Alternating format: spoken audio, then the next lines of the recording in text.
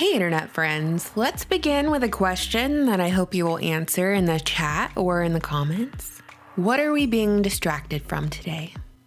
When I'm recording this video on Monday, June 1st, 2020 around 10 a.m., it's been 8 days since the death of George Floyd. Last night, we watched the White House go dark in the midst of the riots that are a direct response to this death and an outcry for police reform. We've witnessed a full week of peaceful protests as well as corporate and government-sponsored insurrection by this point. And in this short time, the media has pushed the virus out of the front seat of their moving vehicle, and now, riding shotgun, is civil unrest.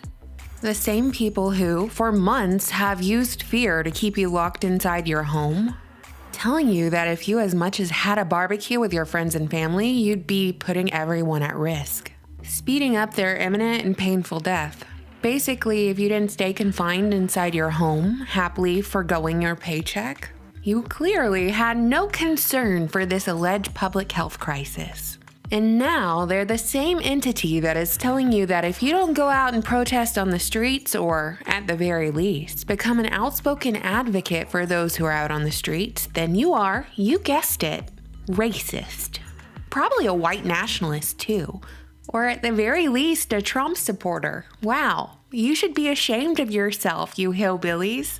Meanwhile, the media is laughing all the way to the bank as they cash in fat checks off of all of this virus and riot entertainment. And when I say entertainment, that's exactly what I mean as we watch compromised rent-a-mob protesters burn down our cities as darkness blankets the streets. And between CNN and Fox News, we've got a good portion of Americans pitted against each other. 2020 has basically become this huge joke that isn't funny anymore.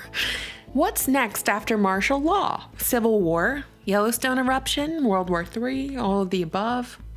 So while there's a lot of ground to cover between the video I made on Friday and today, from mysterious piles of bricks being planted and delivered to cities as the ultimate bait and suggestion, to Minnesota Congresswoman Ilhan Omar's daughter tweeting out a call for supplies over the violent Minneapolis riots, to the media shifting the narrative of the violent rioters and arsonists being exclusively white supremacists instead of bought and paid for agitators who throw the first brick or light the first match, and the rest of the sheep happily follow, to George Floyd and the offending officer having been co-workers at the same nightclub, to President Trump officially designating Antifa as a domestic terrorist organization, and then the White House going dark last night.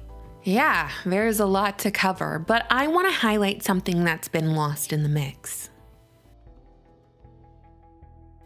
First off, I want to introduce you to a guy that many of you probably already know, but perhaps a few of you don't. His name is Yuri Bezmenov, a former KGB agent who accurately predicted the current state of America almost 40 years ago, detailing a slow process to defeat America through psychological warfare and demoralization, through a slow roll process called ideological subversion, which he described as changing the perception of reality of every American to such an extent that despite the abundance of information, no one is able to come to sensible conclusions in the interest of defending themselves, their families, their community, and their country. Through the first phase of demoralization, which Bezmenov says takes place over 15 to 20 years, he says that through compromised individuals like politicians, teachers across the public school curriculum, college professors, news media, and entertainment, folks are programmed to think and react to certain stimuli in a certain pattern.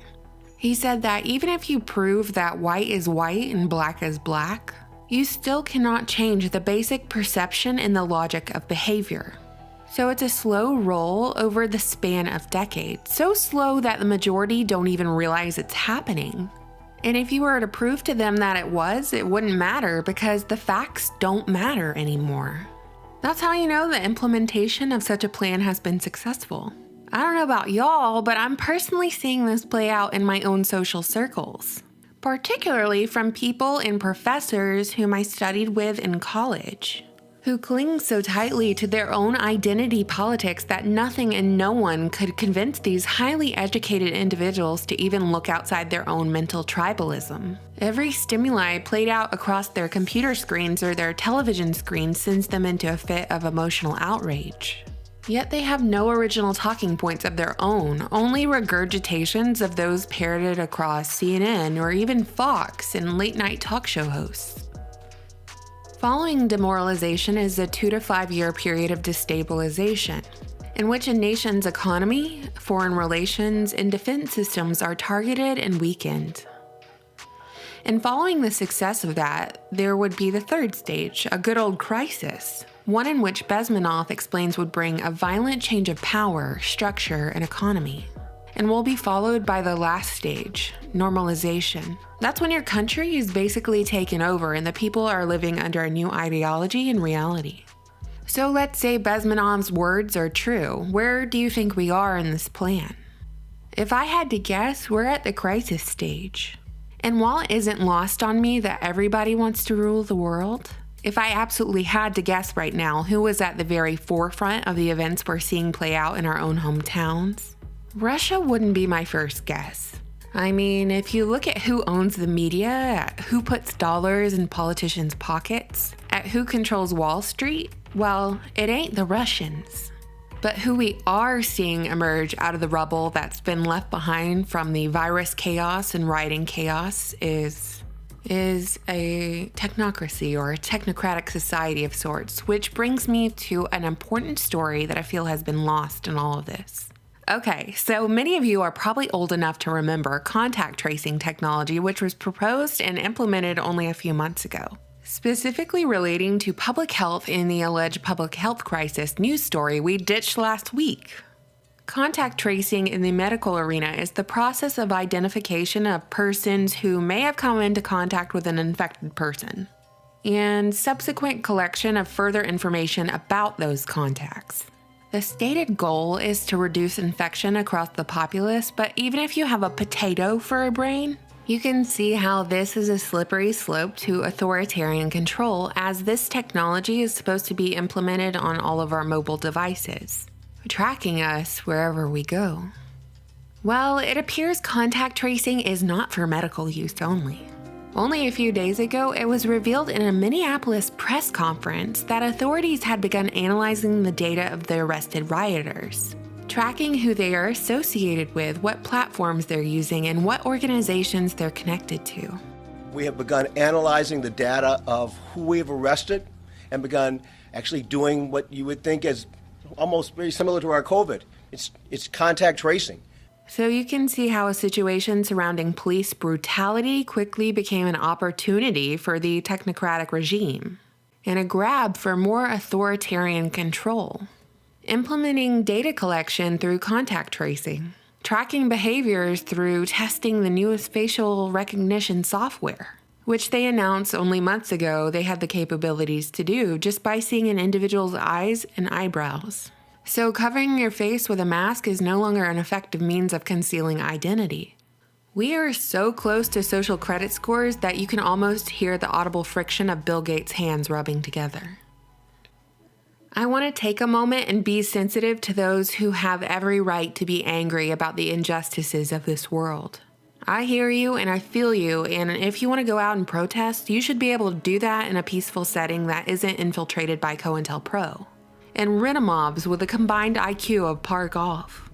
You truly deserve better, but the fact of the matter is that you and I cannot control these things. We can only control how we react to them. And we live in a society where the younger generation is the outraged generation. You can count on them to respond to emotional triggers. They can be activated at a moment's notice. And they are sowing their own destruction as we speak, and with it, the destruction of our freedoms, the destruction of the United States of America. After all, there is no enemy more effective than the enemy from within. But I'm not here to blame useful idiots. On this channel, I maintain that the true enemy of the people are those who control politicians and the media, as they are the ones who promote the destruction of our society and of the family. And I'll just shoot straight here because I really do need to say this. I do believe a coup of sorts is taking place as we speak. And I believe we are closer to civil war than we've ever been. Does that mean it's going to play out that way? No, of course not. Never discount the impact of the truly unpredictable. Does that mean you need to be afraid? No, I don't promote fear, just preparedness. Also, I need you to read The Last President by Ingersoll Lockwood, or if you want the cliff notes, just watch my video on it. The similarities are uncanny. So what do you think, internet friends? I need to hear your perspective on this. You know I always look forward to reading your comments. I put this video together rather quickly, just expressing some observations, concerns, and mainly just speaking from the heart. It's not my usual format, and while I do think there's merit and value in a polished and succinct presentation, I feel like now is not the right time or place for that.